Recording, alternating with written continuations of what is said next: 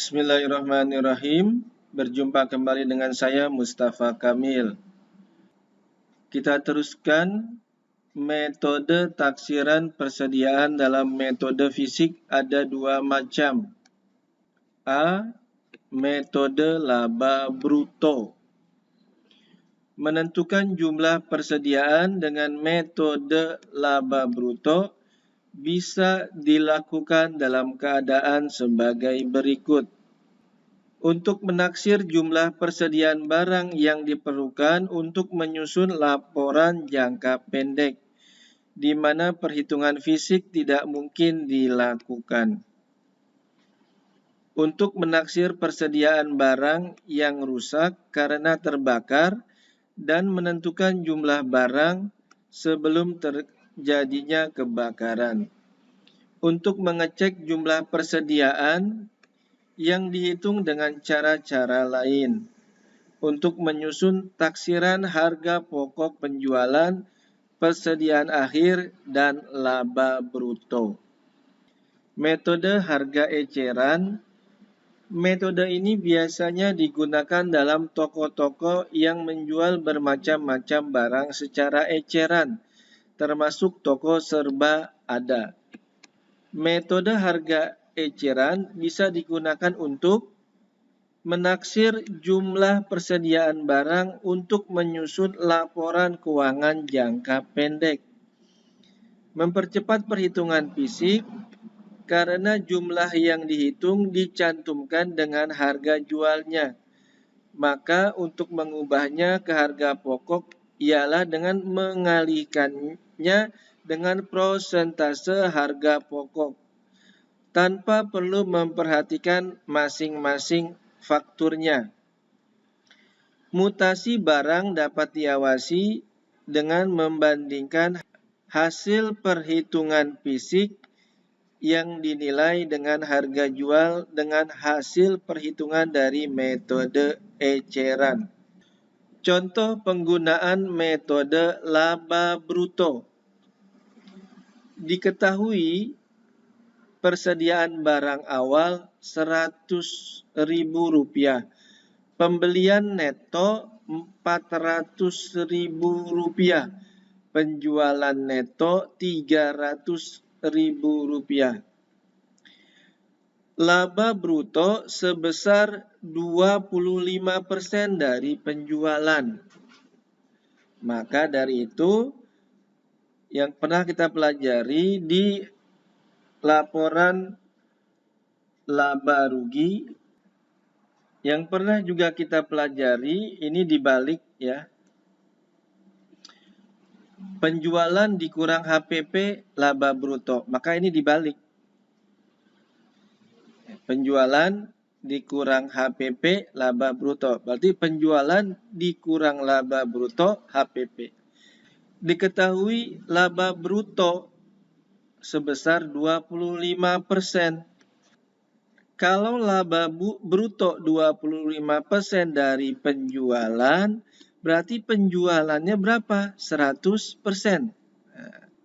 Berarti HPP-nya bisa diketahui 100% dikurang 25%, 75%. Seperti itu. Persediaan barang akhir bisa dihitung. Anda pernah pelajari waktu dasar akuntansi mencari HPP. Persediaan awal ditambah pembelian bersih dikurang persediaan akhir sama dengan HPP. Sekarang kalau mencari persediaan akhir, ya HPP-nya tinggal dikurangkan aja. Persediaan awal ditambah pembelian bersih dikurang HPP. Itu persediaan akhir. Nah, seperti itu. Kita cari persediaan awalnya 100.000. Dapat dari mana? Lihat soal di atas. Ini persediaan awalnya 100.000. Pembelian bersihnya 400.000. Kita lihat di atas. Pembelian bersih. Ini pembelian bersih 400.000. Persediaan awal ditambah pembelian bersih itu namanya persediaan tersedia untuk dijual. 100.000 ditambah 400.000, 500.000. Nah, untuk mencari HPP, tadi kan ada rumus penjualan dikurang HPP sama dengan laba bruto. Nah, dibalik bisa nggak? Berarti dibaliknya apa? Penjualan dikurang laba bruto sama dengan HPP. Nah, seperti itu. Jadi yang kita cari HPP-nya nih. Ya. Penjualannya diketahui. Kita lihat di soal sini. Penjualannya diketahui. Ini 300.000. Masukkan penjualannya 300.000. Lalu di soal juga diketahui laba brutonya 25% dari penjualan. Tinggal kita cari 25% dikali 300.000. 300.000 ini dari mana? Penjualannya. Ini penjualannya nih, 300.000. Berarti 25% dikali 300.000, 75.000. Nah, 300.000 dikurang 75.000, ini taksiran HPP. Berapa? 225.000. Nah, 500.000 dikurang 225.000, 275.000. Nah, ini taksiran persediaan akhir. Jadi pernah Anda pelajari di dasar akuntansi, mencari HPP itu rumusnya persediaan awal ditambah pembelian bersih dikurang persediaan akhir sama dengan HPP, itu ya.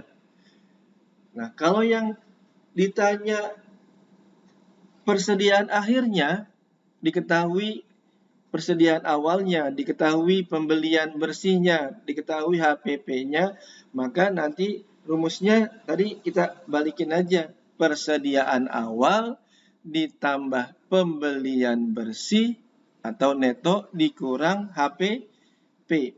Nah, itu namanya persediaan akhir. Nah, contoh perhitungan persediaan akhir dengan metode eceran.